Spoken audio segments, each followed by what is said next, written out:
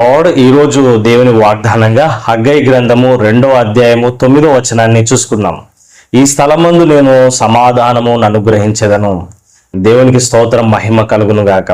మనం ఉండే స్థలంలో సమాధానం ఉండాలి, మన ఇంట్లో సమాధానం ఉండాలి, మనం పనిచేసే దగ్గర సమాధానం ఉండాలి, మన కుటుంబీకులతో మనకు సమాధానం ఉండాలి.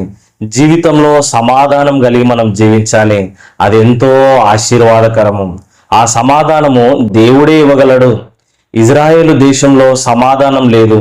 వారు చేసిన పాపాలను బట్టి దేవుడు వారిని శత్రువులకు అప్పచెప్పినాడు. బబులోను రాజ్యాలు వారిని జయించి ఆ రాజులు వీళ్ళని బానిసలుగా చేసుకున్నారు. బబులోను రాజ్యంలో వీరు బానిసలుగా ఉన్నారు, చాలా కష్టపడుతున్నారు, చాలా బాధపడుతూ ఉన్నారు.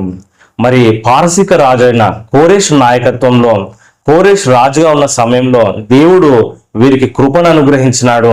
తిరిగి మందిరం కట్టుకోవడానికి దేవుడు సహాయం చేస్తా ఉన్నాడు. ఇజ్రాయేల్ యొక్క గోడలు ఆ ప్రాకారంలో నిలబెట్టుటకు ప్రభు కృప చూపిస్తా ఉన్నాడు. దేవుడిచ్చిన కృపను బట్టి దేవుడు వారిని కనికరించి బలపరిచినప్పుడు ప్రజలు ముందుకెళ్తా ఉన్నారు. ఆ సమయంలో ప్రజలు కొంచెం నిరుత్సాహంలో ఉన్నారు. మేము తిరిగి ఈ దేశాన్ని నిర్మించగలమా, మేము తిరిగి ఈ పట్టణాన్ని కట్టగలమా, మేము తిరిగి ఈ యొక్క మందిరాన్ని నిర్మించగలమా అని నిరుత్సాహంలో ఉన్నప్పుడు హగ్గయి అనే ప్రవక్త ప్రవచిస్తా ఉన్నాడు. మీరు కట్టగలరు, హల్లెలూయా, మీరు నిర్మించగలరు.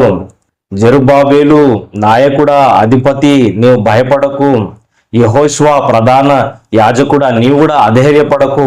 మందిరాన్ని కట్టండి. ఈ మందిరం ఇలా ఉందని భయపడకండి. ఈ కడవరి మందిరము మునుపటి మందిరం మహిమ కంటే గొప్పదిగా ఉంటుంది.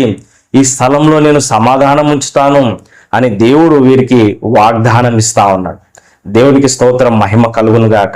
మేబీ ఈ రోజు నువ్వు అనుకోవచ్చు, ఇల్లు కట్టగలనా, మందిరం కట్టగలనా, నా కుటుంబాన్ని కట్టుకోగలనా, నా జీవితాన్ని కట్టుకోగలనా?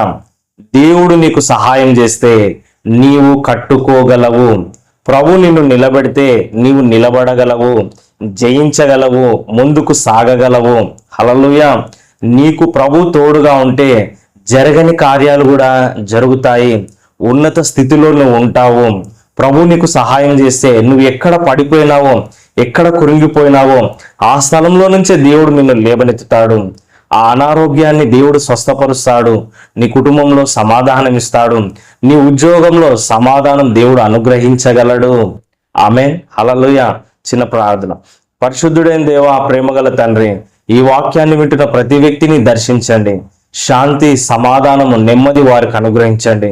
వారి ఉద్యోగాల్లో, వ్యాపారాల్లో సమాధానం ఇవ్వండి. వారి కుటుంబంలో సమాధానం ఇవ్వండి.